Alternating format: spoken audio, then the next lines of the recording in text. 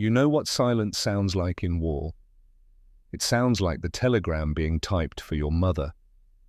It isn't the crack of rifles, it isn't the thunder of artillery rolling across the hills like a summer storm that forgot how to stop. It's the absence of the one sound that keeps you alive. The heartbeat of your machine. The engine. When that dies, the clock starts counting down to a name on a piece of paper delivered to a woman in a kitchen in Detroit or Dallas or Denver, and she'll read it standing up because sitting down means accepting it's real. Staff Sergeant Everett Dalton knew that silence. He was living inside it. June 14th, 1944. 0400 hours, 6 days after the beaches ran red. Normandy, France, though France was a generous word for what they were stuck in. This wasn't the France of postcards and paintings. This was a country drowning in its own mud, a landscape that had given up trying to be solid ground and had surrendered to becoming a vast, sucking mouth that swallowed trucks, swallowed boots, swallowed hope. The rain came down in sheets, not the kind of rain that waters crops, the kind that erases the world. Visibility, 20 feet on a good minute. Temperature, 42 degrees Fahrenheit, which sounds survivable until you factor in the wind and the wet and the fact that they'd been soaked for 16 hours straight. The cold wasn't dramatic. It was patient. It worked its way through wool and cotton and skin until it settled into your bones and made a home there. Dalton lay on his back in the freezing mud beneath the corpse of his truck. The GMC M35, the deuce and a half, 2.5 tons of American industrial might, now nothing more than a tombstone with wheels. He had a flashlight clamped between his teeth. The beam cut through the darkness under the chassis, illuminating a scene of mechanical carnage. The drive shaft had snapped clean in two, not bent, not cracked, snapped, like someone had taken bolt cutters to a man's spine. The transmission casing had a crack running along its housing, gear oil bleeding out into the French earth, mixing with the rain and the mud until it became a black soup that smelled like failure and 30-weight regret. Dalton touched the broken metal. His hands were stained black. Not from tonight. The stains were permanent, worked into the lines of his palms and the beds of his fingernails over a decade at the Packard plant in Detroit. Before the war, he'd built engines for luxury cars. Now he fixed trucks that carried men to their deaths. The career arc of the 20th century. Right there. Metal was honest. Metal didn't lie to you. If you torqued a bolt to specification, it held. If you welded a seam clean, it stayed. People lied, people ran, people promised to write and then stopped. But a machine only failed you if you failed it first. And Dalton hadn't failed this one. The mud had won by being deeper than the truck was tall. Simple geometry, simple physics, simple death. He slid out from under the chassis. The rain hit his face like a slap from a wet towel. He stood slowly, his back cracking, his knees protesting. 32 years old, and his body already kept a catalogue of every mistake he'd made with it. He lit a cigarette. The wind killed the first match. The second one held long enough for the tobacco to catch. He took a long drag. The smoke tasted like copper and exhaustion. Private Lester Pruitt sat on the running board of the truck, cradling his left arm. Blood seeped through the field dressing wrapped around his bicep, shrapnel from a mortar round that had landed 100 yards back. The kid had been lucky. The metal had kissed him instead of killing him. He was 19 years old and looked 16. The peach fuzz on his chin refused to commit to being a beard. His hands shook. They'd been shaking since the landing. "She gonna turn over, Sarge?" Dalton didn't answer immediately. He studied the truck the way a doctor studies a patient who's already cold. He took another drag. Exhaled slowly. No. One word, that's all it took to end the conversation. Pruitt looked at the ground. The kid had been hoping for a miracle. Dalton didn't deal in miracles, he dealt in torque specifications and compression ratios and the brutal mathematics of ground clearance versus mud depth. Corporal Wendell Braverman kicked the front tire. The sound was dull and wet, like punching a sandbag filled with water. Braverman was 34, a truck driver from Boston before the war, the kind of guy who knew every street in the North End but had never seen a road that wasn't paved. He was short, compact, with nervous energy that made him pace even when there was nowhere to go. "We walking, Wrench?" Dalton hated that question. Walking meant abandoning the cargo. 800 pounds of tank parts in the bed, replacement track links, drive sprockets, final drive assemblies for the 2nd Armoured Division 12 miles north. Without those parts, the Shermans sat still. Sitting still in a tank battle meant dying in a metal coffin while a German 88 turned your crew into mist. Walking means dying. Staying means dying. Then we find a third option, Braverman laughed. It was a sharp sound devoid of humour, the laugh of a man who'd stopped believing in third options around the time his truck sank up to the axles. Dalton walked to the front of the GMC and knelt in the mud. He didn't care about the water soaking through his coveralls. He was already wet. Being wetter didn't matter. He measured with his eyes, with the geometry that lived in his head. The same geometry that had kept him alive through North Africa and Sicily. Ground clearance, 9 inches from the bottom of the differential to the earth. Mud depth, 14 inches and sinking. The math was simple and unforgiving. You couldn't drive a truck when its belly was buried. Didn't matter how much horsepower you had. Didn't matter how hard you pressed the gas. The mud was stronger than the engine, and the mud didn't get tired. Behind them, the sound of boots in water. Heavy steps. Deliberate. The kind of walk that announced authority before the person arrived. Captain Raymond Holbrook emerged from the rain like a statue learning to move. 48 years old, West Point, career officer, a man who believed the field manual was the word of God written in government ink. His uniform was somehow still pressed, despite the weather. His face was carved from granite, all sharp angles and no warmth. "Report," Dalton stood. He didn't salute. You didn't salute officers in a combat zone. Saluting told snipers who to shoot first. Drive shaft snapped, transmission cracked, differential housing compromised. "She's finished, sir." Holbrook walked around the truck. He looked at it the way an executioner looks at a condemned man, checking to make sure the sentence is just. He knelt. He looked under the chassis. He stood. He wiped his hands on a handkerchief that would never be white again. "I saw a structure 1/2 mile east, appeared to be a barn." "Yes, sir." British vehicle, Bedford QL abandoned." Dalton's heart rate increased. Just a tick. Just enough to matter. A Bedford. British truck. Right-hand drive, narrow track, tall and ungainly.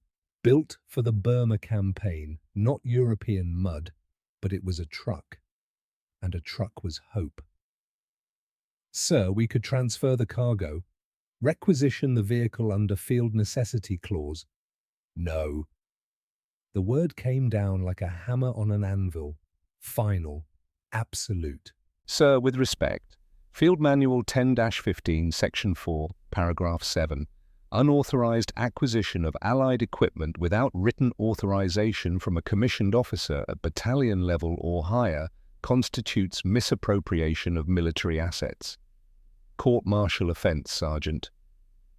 Dalton stared at the captain. The rain ran down between them like a curtain neither man could see through.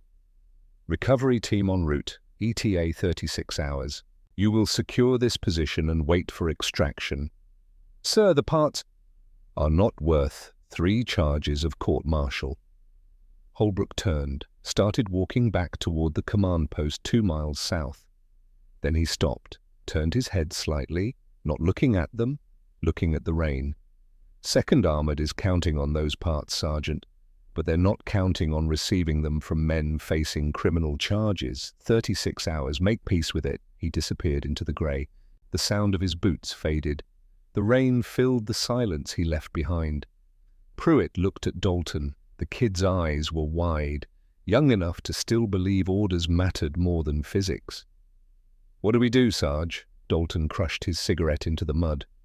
He looked at the GMC, at the cargo, at the road north that they couldn't travel, at the timeline in his head that was counting down to failure. "We wait." But even as he said it, he was thinking. The barn, the Bedford, the 36 hours they didn't have, the math that didn't add up to survival. Braverman pulled out a deck of cards, water-damaged, bent, but still functional. The three of them sat under the canvas tarp stretched from the truck bed, playing poker with matches for chips because nobody had money and nobody cared. The game was a ritual. It gave your hands something to do other than shake. It gave your mind something to focus on other than the fact that you were stuck in the mud 6 miles behind enemy lines with a dead truck and a deadline you couldn't meet. They played in silence. The only sounds were the slap of cards on the tailgate and the endless percussion of rain on canvas. Somewhere in the distance, artillery rumbled. Whose artillery? They couldn't tell. American and German guns spoke the same language of thunder. Then Pruitt's radio crackled, static first. Then a voice, broken and distorted by distance and weather. Pruitt pressed the headset tighter against his ear, adjusted the frequency. The voice clarified. "All units, be advised. Intelligence reports enemy armor movement. Panzer Division, estimated battalion strength, moving northwest toward Allied positions. Second Armored requests immediate resupply. Critical. Repeat, critical." The transmission dissolved into static. Pruitt looked at Dalton. The kid's face had gone pale under the dirt. "Sarge, if the Shermans don't get those parts..." He didn't finish. He didn't have to.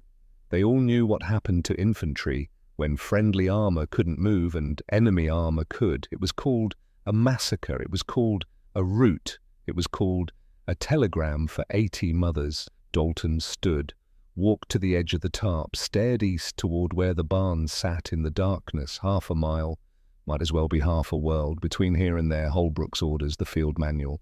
The court-martial waiting for anyone who decided survival mattered more than regulations. "Wrench?" Braverman's voice, quiet. The question underneath the question. Dalton made a decision. He'd made thousands of decisions in his life. Most didn't matter. This one would echo. "Sparks, can you rig the radio to run silent? No transmission, just receive." "Yeah, why?" "Because if we're not transmitting, we're not disobeying orders to maintain radio silence." Pruitt understood. Started working, pulled the microphone, disabled the send function. "Cabby." "Yeah." "You know anything about right-hand drive?" "I know it's backwards." "Close enough. Grab the toolbox." They moved, not running, not walking, moving with the purpose of men who'd decided that physics mattered more than paperwork. Dalton led them east. The rain covered the sound of their boots. The darkness covered their movement. Behind them, the GMC sat dying in the mud, a monument to the limits of standard equipment. The barn materialized from the grey like a ghost, remembering it used to be solid. Old stone foundation, wooden walls that had seen better decades, roof half collapsed. The door hung from one hinge. Dalton pushed it open. The hinges screamed. Inside, darkness and the smell of old hay and bird droppings and something else. Gasoline, oil, the perfume of machines. He clicked on his flashlight. The beams swept across the interior. There. The Bedford QL sat in the shadows like an ugly secret someone had tried to hide. It was tall, absurdly tall. The cab sat high above the wheels on a suspension that looked like it was designed by a committee of people who'd never seen a real road. The front end was flat, pug-nosed, like someone had taken a normal truck and hit it in the face with a shovel. The paint was British military olive drab, faded and chipped. The canvas top was rotted through in places. It looked ridiculous, it looked ungainly, it looked like a phone booth someone had put wheels on as a practical joke. Dalton walked around it slowly. Braverman followed, shaking his head. "You cannot be serious, this thing will tip over if we sneeze." Dalton ignored him. He was seeing past the ugly exterior. He was seeing the bones. He knelt, shined his light underneath. The differential housing sat high, higher than the GMC, 3 inches higher, maybe 4. The ground clearance was immense, 12 inches, easy, maybe more. This wasn't a highway cruiser, this was built for terrain that ate normal trucks. He ran his hand along the leaf springs, thick, heavy-duty, designed to carry loads over roads that weren't roads. He stood, looked at the cab. The steering wheel was on the right side. British, wrong. Or was it? In his head, the math started running. Weight distribution, center of gravity, approach angles, contact pressure, the physics that kept machines alive or killed them. Sparks popped the hood. Pruitt found the latches, lifted. Inside, a 6-cylinder petrol engine. Simple, no complicated electronics, no hydraulics to fail, just iron and oil and compression, the kind of engine you could fix with a wrench and a prayer. Dalton climbed into the cab. It smelled like old wool and stale tobacco, and the particular mildew that grows in military vehicles left too long in damp climates. The seat was cracked leather. The dashboard was a maze of British labels and gauges reading in kilometers and liters. Foreign, wrong. But the view. He sat in the driver's seat and looked forward. You sat so high that you could see the ground directly in front of the wheels, in a minefield, in a swamp, in mud, like tonight. That visibility was worth more than armor. You could see the death before you drove into it. He climbed back out. Braverman was walking around the truck, his skepticism written in every step. "It's a death trap wrench. Look at it. It's top-heavy. It's narrow. The weight's all wrong. First turn we make, we're rolling." Dalton didn't argue. He pulled out his multi-tool, tapped the fuel gauge, empty or broken, probably both, checked the tires, flat, checked the battery terminals, corroded. But it was a truck. And 36 hours from now, when the recovery team showed up, it would be too late. The Panzers would have rolled through 2nd Armoured's position. The parts would arrive to find corpses instead of mechanics. Dalton made eye contact with Pruitt. "Can you siphon gas from the GMC?" "Yeah." "Do it. Bring 5 gallons. Bring the battery if ours is dead." Then he looked at Braverman. "Stop complaining and check the brake lines." They worked. The barn became a chapel of necessity. The rain outside provided the hymn. Inside, 3 men performed surgery on a machine that hadn't run in weeks, maybe months. They poured American gasoline into a British tank. They scrubbed battery terminals with steel wool until the copper shone. They aired up tires that had forgotten what pressure felt like. Dalton sat in the driver's seat. His hand hovered over the starter button. This was the moment. The equation of survival had narrowed to a single spark. If the engine caught, they had a chance. If it didn't, they were walking 12 miles through enemy territory with 80-pound rucksacks, and walking meant dying. He pressed the button. The engine groaned, a slow, heavy, agonizing sound. Chug, chug, chug. Silence. Braverman turned away, started to say something. Dalton cut him off. "Not done yet." He pumped the gas pedal, feathering it. Gentle. Like coaxing life back into something that had forgotten how to live. He pressed the button again. Chug, chug, cough. A plume of black smoke erupted from the exhaust pipe, blasting out into the barn like the breath of a dragon that had been sleeping too long. The engine caught. It didn't purr, it rattled, it clattered, it sounded like a sewing machine filled with gravel and bad intentions, but it was running. The idle smoothed into a steady rhythm that vibrated through the chassis, shaking dust off the dashboard, shaking doubt out of the air. Pruitt let out a sound somewhere between a laugh and a prayer. Even Braverman cracked a smile. Small, brief, but real. Dalton sat there, feeling the engine vibrate through his spine, through his hands on the wheel, through the seat. The sound filled the barn. It filled his chest. It sounded like a heartbeat. It sounded like possibility. He leaned out the window, looked at Braverman, who was still wiping soot off his face from the exhaust blast. She's ugly. Yeah. She's weird. Yeah. She's built backwards. Yeah. Dalton pointed at the wheels, at the height, at the clearance that the GMC would never have. But this ugly pile of British iron is going to carry us home. But as Dalton sat there in the driver's seat, listening to the engine rattle like a bag of bolts tumbling down a mine shaft, the mechanic in him took over. The engine ran. That was victory. But victory wasn't enough. The purity of the original design was fine for hauling supplies behind the lines in Burma. This was Normandy.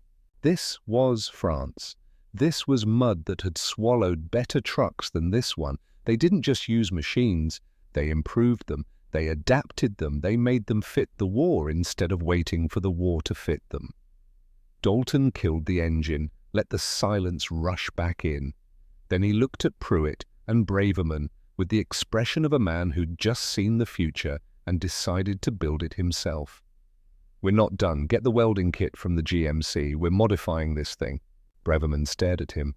Modifying? Wrench, we don't have authorization to even be here, and you want to start cutting into Allied equipment? I want to make it work. There's a difference. Yeah. One gets you yelled at, the other gets you shot. Dalton climbed out of the cab, stood in the barn doorway. The rain had lessened to a steady drizzle. Dawn was coming, turning the sky from black to grey, from night to that ambiguous hour where you couldn't tell if the world was waking up or dying quietly. 0530 hours, 10.5 hours until the 1600 deadline. The math was tight. Transfer cargo, modify truck, drive 12 miles through enemy territory. It was possible, barely. He walked back to the GMC. The dead truck sat there like a monument to good intentions. They stripped it, not gently. There was no time for gentle. They took the sandbags from the bed, the spare tire, the jerry cans of fuel and water. They took the .50 caliber Browning machine gun from its ring mount, the Mardouse, the finger of God, the only thing the Germans truly feared. Pruitt worked the radio while they loaded, static, German voices on the lower frequencies, then an American transmission, broken and faint. Second armored, taking fire. Panzers confirmed. Need those parts. The signal dissolved. Pruitt looked at Dalton. The kid's face said what his mouth didn't. People were dying 12 miles north, dying because their tanks couldn't move, dying because the parts were here and not there. Keep listening. They hauled everything to the barn. The Bedford sat there in the grey light filtering through the broken roof, looking like exactly what it was, a refugee from a different war in a different place. Tall, awkward, wrong. Dalton walked around it again, but this time he wasn't seeing what it was. He was seeing what it could become. In his mind, the modifications took shape, not on paper. He'd never been good with paper. He thought in metal and torque and the geometry of force and resistance. The canvas top had to go. Canvas stopped rain. Against shrapnel from a mortar round, it was tissue paper. He grabbed the fabric and started ripping. The sound echoed in the barn, loud and violent, like tearing a bandage off a wound that hadn't healed. Underneath, the bed frame was naked steel, good bones, strong ribs, room to add protection without overloading the suspension. "Cabby, you remember that German half-track we passed? The 251 that got hit by the thunderbolt. Braverman nodded. Crew's still in it. Crew's dead. The armor isn't. Understanding dawned on Braverman's face, then disgust, then acceptance. That was the progression of every hard decision in war. Horror, resistance, surrender. You want me to strip German steel and weld it to a British truck so we can deliver American parts? Yes. That's the most bastard thing I've ever heard. War doesn't care about purity. It cares about what works. Braverman grabbed the cutting torch, headed out into the drizzle. Dalton heard the sputter and hiss of acetylene igniting, saw the blue flame lance through the grey morning, heard the scream of metal being separated from metal, the dead giving up their protection to the living. While Braverman scavenged, Dalton focused on the gun mount. The Bedford's roof was solid metal sitting 8 feet above the ground, a good perch. A man up there could see for miles, could shoot over obstacles, could rain fire down on anything stupid enough to attack from ground level. He climbed onto the cab roof, measured, calculated. The weight of the Browning, the ammunition, the gunner. 200 pounds minimum. The roof could take it, but the truck's center of gravity would shift. Higher, more precarious. Pruitt appeared below. Sarge, the weight. We add that gun up top. We're asking to tip over. If we're going fast enough to tip over, we're probably already dead anyway. I want that gun mounted. Now. The kid didn't argue. He was learning. Orders in combat weren't suggestions. They were the difference between coordinated action and chaos got you killed faster than bullets. Dalton used a grinder to cut a hole through the passenger side of the roof. The metal screamed. Sparks cascaded down like orange rain. The smell of hot steel filled the barn, sharp and acrid, the scent of creation and destruction happening simultaneously. He welded a ring mount directly over the engine doghouse, reinforced it with steel plates. The welds were ugly, raised and knotted, scar tissue holding dissimilar metals together. But ugly welds were strong welds. Pretty was for peacetime. Braverman returned, dragging a sheet of German armor plate. It scraped against the stone floor, throwing sparks. The Balkenkreuz, the German cross, was still visible under the mud and carbon scoring. The irony was absolute. They were going to wear the enemy's skin. Dalton positioned the plate against the Bedford's right side, lit the torch. The blue flame hissed. He lowered his welding mask, touched flame to metal.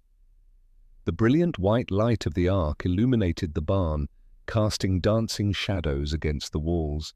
He welded, bead after bead, fusing British frame to German steel.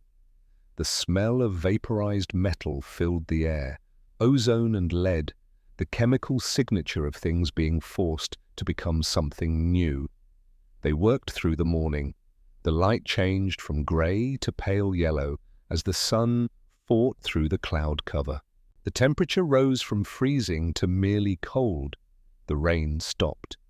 The silence after the rain was profound, broken only by the sound of metal against metal, torch against steel, men against the limits of what was possible. By 0900 hours, the transformation was visible. The Bedford no longer looked like a delivery truck. It looked like a rolling fortress. German armor plated the sides. The Browning sat on its mount, barrel pointed at the sky. Sandbags lined the bed floor. The white star Pruitt had painted on the nose was crude, dripping, asymmetrical, but it shone.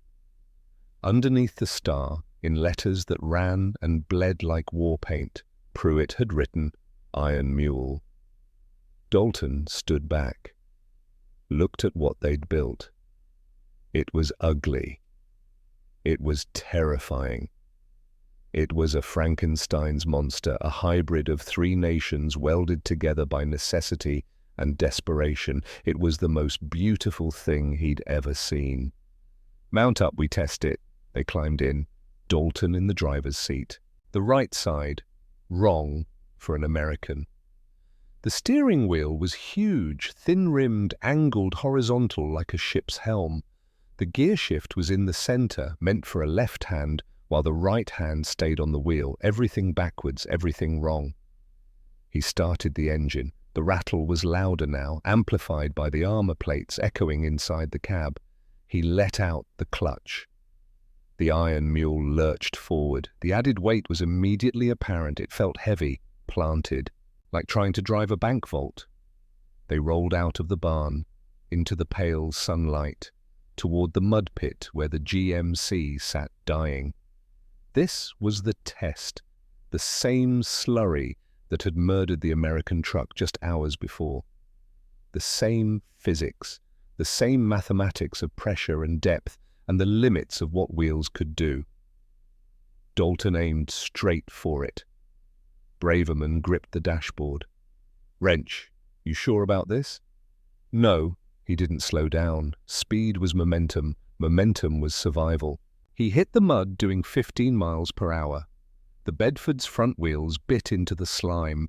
Found purchase where there should have been none. The high differential cleared the muck that would have snagged the GMC.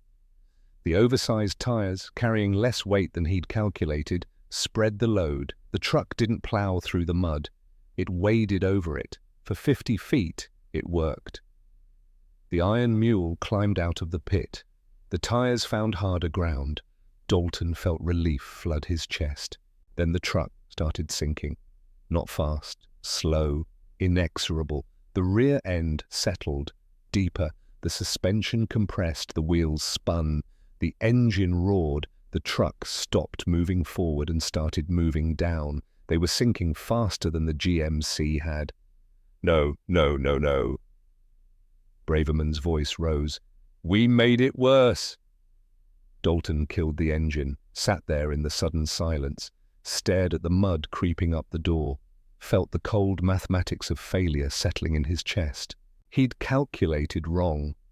The German armor, the gun mount, the sandbags. He'd added 800 pounds to a truck that was already marginal. He'd made it stronger but heavier. And in mud, weight was death. Physics didn't care about armor. It cared about pressure. Force divided by area, and he'd increased force without increasing area enough to compensate. He climbed out, stood in the mud. It came up to his shins. The iron mule sat there, sinking, the nose tilted up at a pathetic angle, like a drowning man reaching for air. Pruitt climbed out too, looked at the truck, at Dalton. The kid's face held the expression of someone watching hope die in real time. "What do we do?" Dalton didn't answer. He walked around the truck. Calculating, recalculating. The armor had to go. All of it. Every pound they'd added.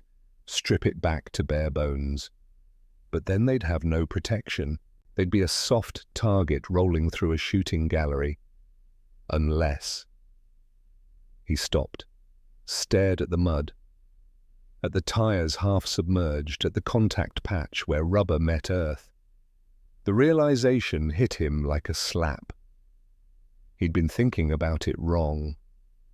Weight was part of the equation, yes, but surface area was the other part, and he could change surface area without changing weight. "I'm an idiot." Braverman looked at him. "What?" "Pressure equals force divided by area. We can't change force much, so we change area." "What are you talking about?" Dalton was already moving, back to the barn, to the tool chest. He pulled out the tire gauge, the hand pump, started working while his mind ran the calculations. Standard tire pressure, 32 psi. Contact patch, maybe 30 square inches per tire. 4 tires, 120 square inches, total contact. The Bedford loaded weighed, what, 11,000 pounds? That was 91 psi ground pressure.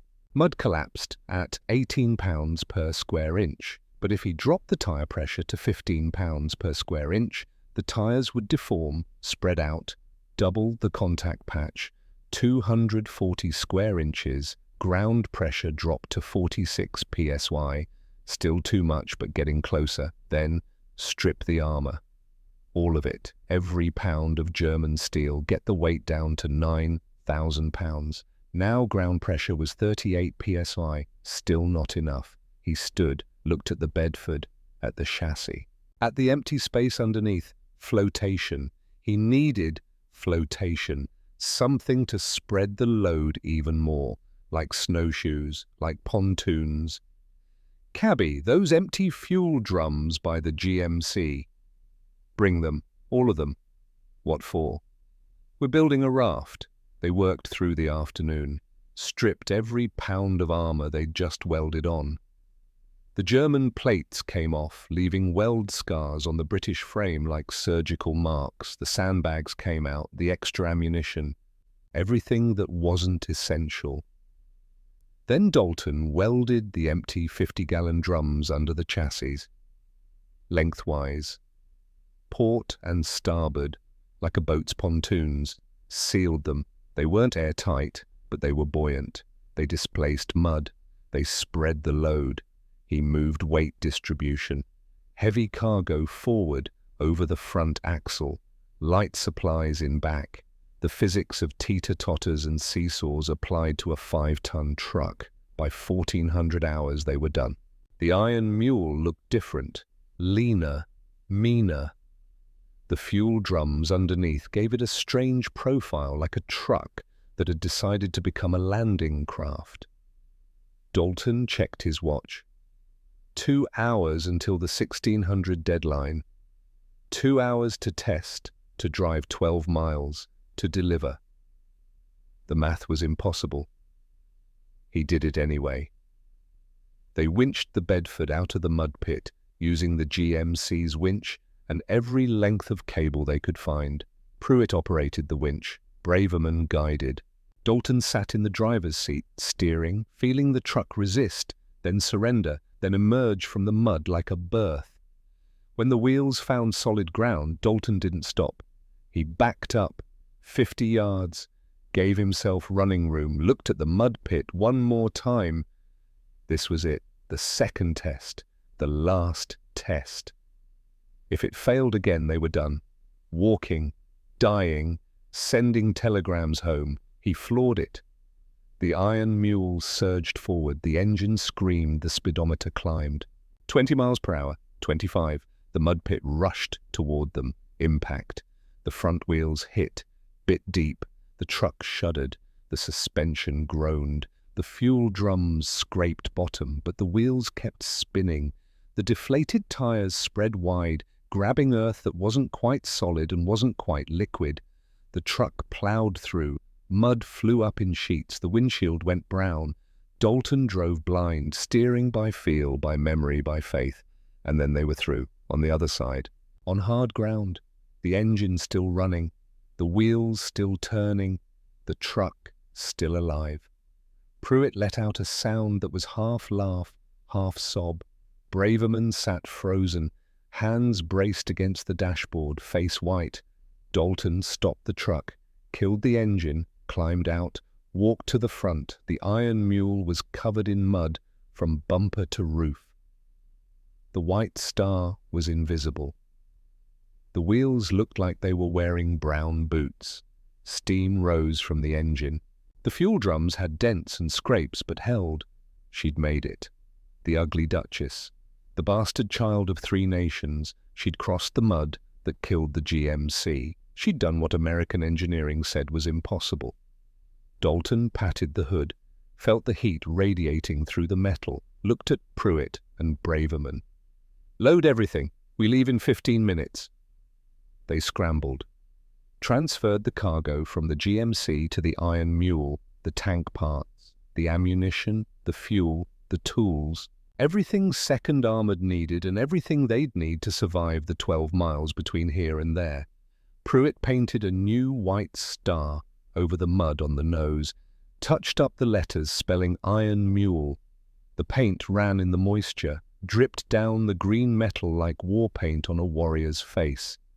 Dalton checked his watch. 14:30 hours, 90 minutes to deadline, 12 miles through enemy territory. Average speed needed 8 miles per hour. Possible, barely, if nothing went wrong. When did anything ever go right in war? He climbed into the driver's seat, adjusted the mirror, checked the fuel gauge, 3/4 full. Enough. Braverman slid into the passenger seat. Pruitt climbed up through the roof hatch, positioned himself behind the Browning. The kid looked small up there, young, terrified, but his hands were steady on the gun. Dalton started the engine. The rattle filled the cab. The vibration shook through the frame. He put his hand on the gear shift, left hand, wrong hand. But he was learning. First gear, clutch out. The iron mule rolled forward. Behind them, the GMC sat in the mud, abandoned, a monument to the limits of standard equipment. Ahead, 12 miles of hedge country, narrow roads, German patrols, and a deadline that wasn't a suggestion. Dalton shifted into second. The engine's rhythm steadied. The truck found its pace. 7 miles per hour. 8. The speedometer needle climbed. The sun broke through the clouds. For just a moment, the French countryside looked almost beautiful.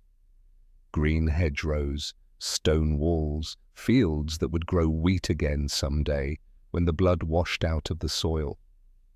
Then reality reasserted itself. They were 3 men in a modified British truck carrying American parts through German-occupied territory with 90 minutes to save 80 lives. The war didn't care about beauty, it cared about logistics, about steel and fuel and the brutal mathematics of who arrived first with the most. Dalton gripped the steering wheel, aimed the iron mule north, pressed the accelerator. The ugly truck that refused to quit carried them toward a deadline that wasn't negotiable and a fight that was inevitable. The road ahead disappeared into the green walls of the bocage. Somewhere in that maze, death was waiting. But so was Second Armored. So were the men counting on parts they didn't know were coming. The iron mule rattled into the unknown. Carrying hope welded from 3 nations' scrap metal, carrying 3 men who'd decided physics mattered more than regulations, carrying the future in 800 pounds of steel that wouldn't mean anything if they didn't arrive in time. The hedgerow country swallowed them whole. The road narrowed to barely 10 feet wide, hemmed in on both sides by walls of vegetation so dense they looked solid. The bocage, nightmare terrain. Every field was a fortress. Every corner was a kill zone. Every shadow could hide a Panzerfaust or an MG-42 nest, or a sniper with patience and good aim. Dalton wrestled the steering wheel. The lack of power steering meant every correction was a physical battle between man and road. His shoulders ached, his forearms burned. The massive wheel fought him on every turn, the weight of the truck and the narrowness of the track conspiring to make steering feel like wrestling a bear that didn't want to be steered. 11:30 hours, 4.5 hours to deadline, 12 miles to cover. The math should have been simple, but math didn't account for terrain, didn't account for ambushes, didn't account for the fact that every mile north brought them deeper into contested ground, where the front lines were theoretical concepts rather than actual lines. Above them, Pruitt stood in the gun turret, hands on the Browning, eyes scanning the hedge tops. From up there, 8 feet above the ground, he could see over the vegetation, could spot danger before it spotted them. The height that looked ridiculous in the barn was tactical dominance on the battlefield. The kid called down through the hatch. Movement, 2 o'clock, maybe 300 yards. Dalton didn't slow. Slowing was hesitation. Hesitation was death. Ours or theirs? Can't tell. Lost them behind the hedge.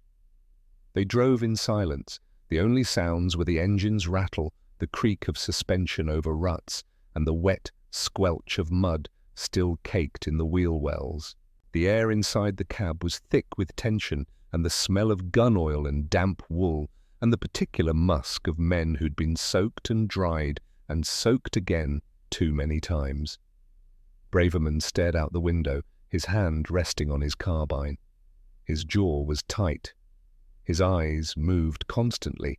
tracking shadows, looking for threats. Wrench.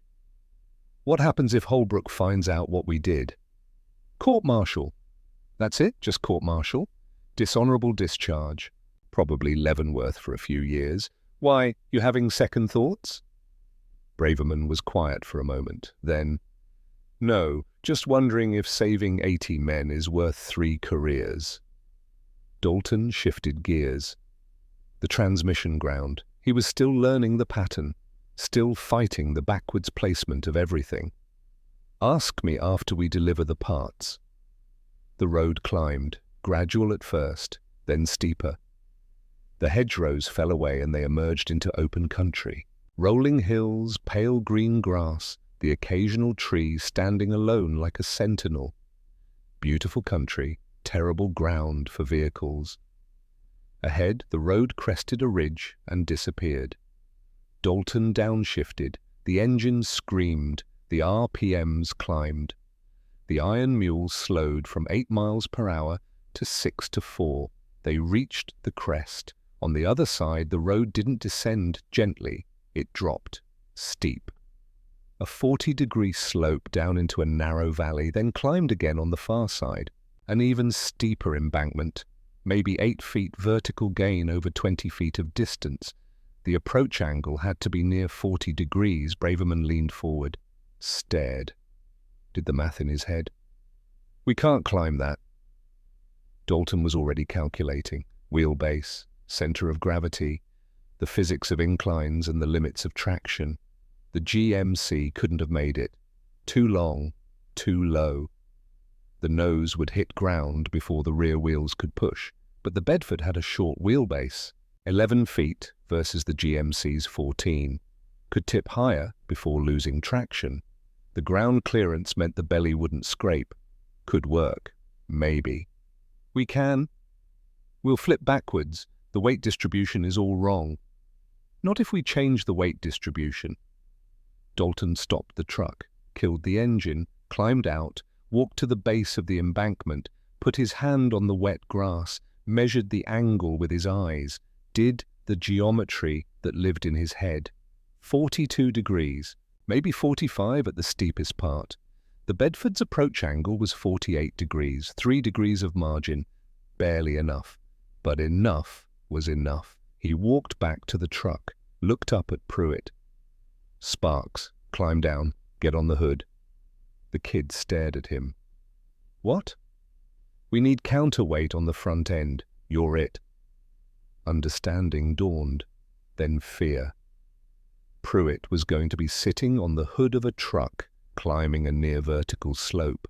If they flipped backwards, he'd be crushed under 5 tons of rolling metal. Sarge, you want those tank crews to live? The kid swallowed, nodded, climbed down from the gun turret, crawled out onto the hood, sat with his back against the windshield, legs splayed, boots braced on the bumper. He looked terrified. He looked 19 years old and far from home. Dalton climbed back in, started the engine, looked at Braverman. When I say brace, you brace. How will I know when? You'll know. He put the iron mule in first gear, lowest possible gear, maximum torque. He eased down the slope into the valley, Riding the brakes, keeping the descent controlled. The truck wanted to accelerate. Gravity wanted to pull them down faster than the brakes could hold. But Dalton had been driving trucks since he was 16. He knew how to make machines obey. They reached the bottom. The ground was soft, not quite mud, but not quite solid. The wheels sank an inch, 2 inches. The engine labored. Dalton didn't pause, didn't give the mud time to grab hold. He accelerated, aimed straight at the embankment. 20 feet of run-up, not much, but it was what they had. The iron mule hit the slope doing 12 miles per hour. The nose lifted, immediately, violently. The front wheels clawed at the wet grass and mud, trying to find purchase. The weight shifted backward. Dalton felt the rear settle, compress, the leaf springs loading. The steering wheel went light in his hands. The front wheels were barely touching ground. They started to tip. Pruitt's weight on the hood made the difference, or 140 pounds of terrified farm boy from Tennessee counterbalanced against 5 tons of truck. The nose came down, just enough. The front wheels bit, found traction. The truck climbed, the engine screamed, the transmission howled. The speedometer dropped to 6 miles per hour. 4, 2. The world outside tilted at an impossible angle. Braverman gripped the dashboard so hard his knuckles went white. Brace. The rear wheels lost traction for a heartbeat. The truck slid sideways, 6 inches. Dalton compensated, turned into the slide, found grip again, kept climbing. The angle increased, steeper. The windshield filled with nothing but sky and Pruitt's terrified face pressed against the glass. Dalton couldn't see the crest, couldn't see anything but vertical. Then the angle decreased, the nose dropped, the front wheels found the crest, the rear wheels followed, the truck leveled out. They were on top. Dalton stopped. Let the engine idle. Let his heart rate slow. Looked at Braverman. Still think we can't? Braverman's laugh was shaky. I think we shouldn't, but apparently we can. Pruitt climbed off the hood. His legs almost gave out when he hit the ground. But he didn't fall. He stood there, hands on his knees, breathing hard. Then he straightened, climbed back up into the gun turret. His hands on the Browning were steady. The kid was learning what fear felt like when you pushed through it. 15 hours. 2 hours, 45 minutes to deadline. They'd covered maybe 4 miles, 8 to go. The math was getting tighter. Dalton drove. The road leveled out, opened up. They picked up speed, 10 miles per hour, 12, the fastest they'd gone yet. The truck rattled and shook like it was trying to shake itself apart, but it held together. The welds held, the frame held, physics and faith in equal measure. Then Pruitt shouted, "Gun, 3 o'clock!" Dalton saw it the same instant. Muzzle flash from a hedgerow 200 yards out. The sound followed a heartbeat later, the sharp crack of a machine gun opening up. German, MG-42, 1,200 rounds per minute. The Hitler's buzzsaw. Tracers lashed across the road. Green fire. Beautiful and deadly, they hammered into the right side of the iron mule. Sparks showered. The sound was deafening, like being inside a bell someone was hitting with a sledgehammer. But the bullets didn't penetrate. They struck the fuel drums welded under the chassis, struck the thin sheet metal of the body, punched through on the passenger side, but Braverman was already down, pressed against the floor, making himself small. The irony of the right-hand drive saved Dalton. The bullets chewed up the left side of the cab, the driver's side of an American truck, but Dalton sat on the right. The steering column took 2 rounds. The door took 5, but Dalton kept driving. Pruitt opened up with the Browning. The .50 caliber has a sound that makes everything else seem quiet. Thump, thump, thump, thump. Slow, deliberate. Each round a half-inch diameter projectile moving at 2,800 feet per second. Each round carried enough energy to punch through brick walls, engine blocks, human beings. From his elevated position, Pruitt could see over the hedgerow, could see the German gun crew that had ambushed them. The heavy rounds walked across the enemy position. Dirt exploded, vegetation shredded. The German gun went silent. They kept driving. Dalton didn't slow down, couldn't slow down. Stopping meant becoming a stationary target. Stationary targets died. The engine temperature gauge climbed. Dalton noticed it through the adrenaline, noticed the way steam was starting to wisp from under the hood, noticed the way the engine's note changed, becoming rougher, more labored. A mile later, the steam became a plume. White, thick. The temperature gauge hit the red. The engine started to knock.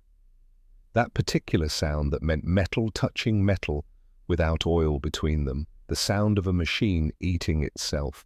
Dalton pulled over, killed the engine before it seized completely, climbed out. Popped the hood. Steam billowed up, hot and wet, carrying the smell of boiling coolant and scorched metal. The radiator had 3 holes in it, small, neat, 9mm entry wounds from the MG-42. Coolant poured out onto the ground, steaming where it hit the dirt. No. Braverman stood beside him, staring. No, not now, not when we're this close. Pruitt climbed down, looked at the radiator, at the holes, at the coolant pooling on the ground. Can we patch it? Dalton was already moving, grabbed his tool bag from the bed, pulled out a bar of soap, army issue, pulled out a rag, tore it into strips. Braverman watched him. What are you doing? Field expedient repair, learned it in North Africa. He worked the soap into the rag strips, packed them into the radiator holes. The soap would melt in the hot coolant, seal the leak. Temporarily, maybe for an hour, maybe for 10 miles, maybe just long enough. While he worked, bullets cracked overhead, not close, not aimed, but reminder enough that they were still in the fight, still exposed, still vulnerable. Pruitt held a flashlight. The kid's hands didn't shake now, not even with the bullets whispering through the air above them. He'd crossed some threshold between fear and function, had learned that you could be terrified and still do the job. Dalton packed the last hole, stood, grabbed a jerry can of water, filled the radiator. The soap and rag patches held, for now. Mount up. They climbed back in. Dalton started the engine. The temperature gauge climbed slower this time. The steam was less. The patches were working. They'd hold until they didn't. 14:30 hours. 90 minutes to deadline. 6 miles to go. Still possible. Barely. The road narrowed again. The hedgerows closed in. They approached a crossroads, an intersection where 2 farm roads met. Stone walls, a ruined farmhouse, an old barn with half its roof missing. Too quiet. The birds weren't singing. The wind had stopped. It was a perfect kill box. Dalton saw the muzzle flash a heartbeat before he heard the gun. The MG-42 again.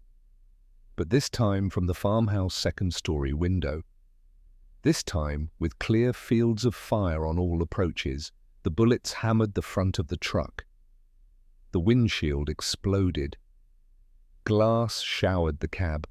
Dalton ducked, kept his foot on the gas. The iron mule surged forward. More guns opened up. Flanking positions, a well-planned ambush. Tracers came from 3 directions. They'd driven into a trap. Pruitt returned fire. The Browning thundered. The high angle of his position meant he could see into the farmhouse window.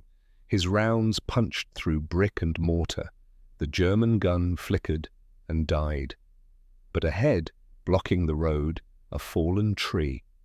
Big, old, deliberately placed. The ambush was designed to channel them here, stop them here, kill them here. Braverman saw it. Tree! Wrench! The tree! Dalton saw it. Calculated. The tree was 3 feet in diameter, 4 feet off the ground at its highest point. The approach angle, the wheelbase, the physics of climbing over obstacles. He didn't touch the brake. Brace! The iron mule hit the log at 15 miles per hour. The front wheels climbed. The truck tilted backward. Gravity and momentum fought. The short wheelbase and the high ground clearance worked together. The truck climbed, up, at an angle that defied sanity. For a heartbeat, they were airborne.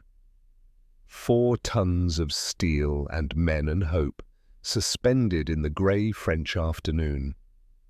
Pruitt's scream echoed from the gun turret. Braverman's prayer was in Polish. Then gravity won. They slammed down on the far side. The suspension bottomed out. The chassis hit hard enough to knock teeth loose. Tools in the back crashed and clattered. The engines sputtered, caught, kept running. They were through, on the other side of the ambush. Alive, moving.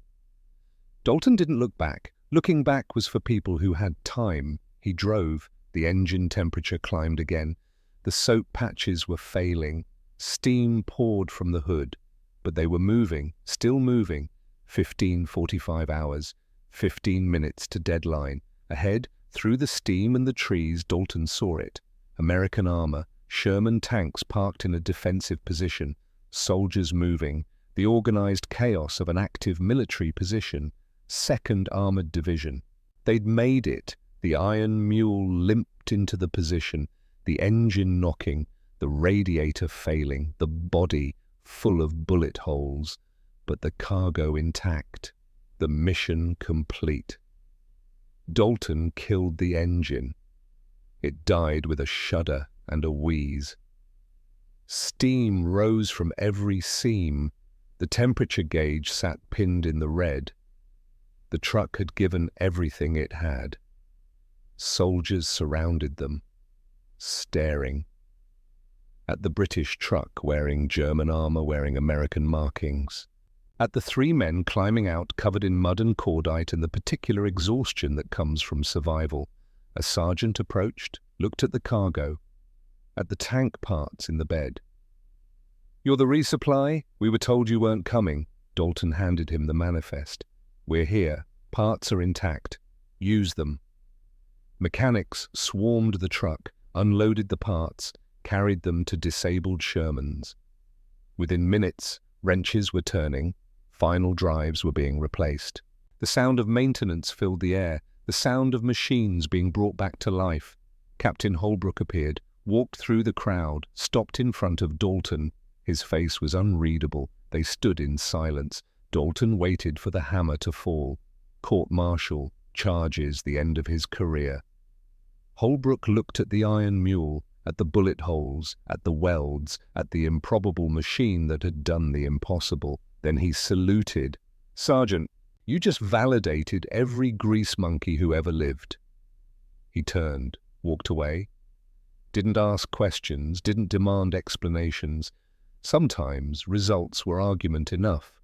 Dalton, Pruitt, and Braverman collapsed against the truck. Didn't speak, didn't celebrate. Just sat there in the silence that comes after survival. The silence that isn't peaceful, just empty. Behind them, the Sherman's engine started. 1, then another, then 5, 6. The parts they'd delivered were already installed, already working. The armor was moving again. An hour later, those tanks blunted a German counterattack. 80 American soldiers survived who shouldn't have. The math was clean. 70 years later, the silence in the museum was different, respectful, reverent. The kind of quiet that fills spaces where history is kept. The Bovington Tank Museum, England, 2014. The Bedford QL sat under spotlights. Restored, the bullet holes still visible, the welds still rough, the white star still present but faded. A placard beside it read, "Iron Mule, modified by U.S. Army mechanics, June 1944, delivered critical supplies under fire." An old man stood in front of it, 89 years old, white hair, weathered face, but his spine was still straight, his hands were still steady. Lester Pruitt. His great-grandson, aged 12, stood beside him. The boy read the placard aloud. "Great-grandpa, you were on this truck." Pruitt nodded, reached out, touched the fender where he'd sat that day. The metal was cool, clean, safe, so different from the hot, bullet-riddled steel he remembered. "I rode shotgun. Sergeant Dalton drove." "Where is he now?" "Died in 59, heart attack. Good man, best mechanic I ever knew." The boy looked at the truck, at the impossible angles and the hybrid construction, at the visible scars. "It's ugly," Pruitt smiled. "Yeah, but it worked." A tour guide approached, started his speech, explained how this truck had saved a supply run, how it had been modified under fire, how 3 men had refused to quit.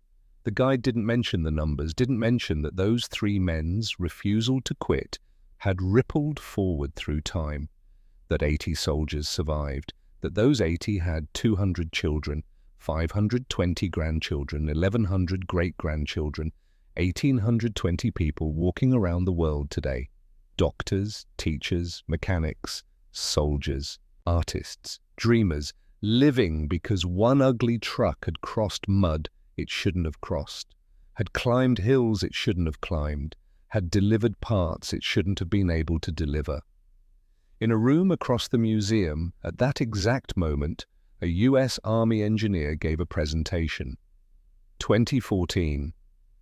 The Joint Light Tactical Vehicle Program, testing new designs for extreme terrain. The engineer pointed to a chart: ground clearance, approach angle, weight distribution, the same principles, the same physics. 70 years ago, a mechanic named Dalton figured this out with a welding torch and a British truck. Physics doesn't change, and smart mechanics don't either. The old man in front of the iron mule didn't hear the presentation, but he knew the truth of it, had lived it, carried it for 70 years. His great-grandson tugged his sleeve. "Can we go now?"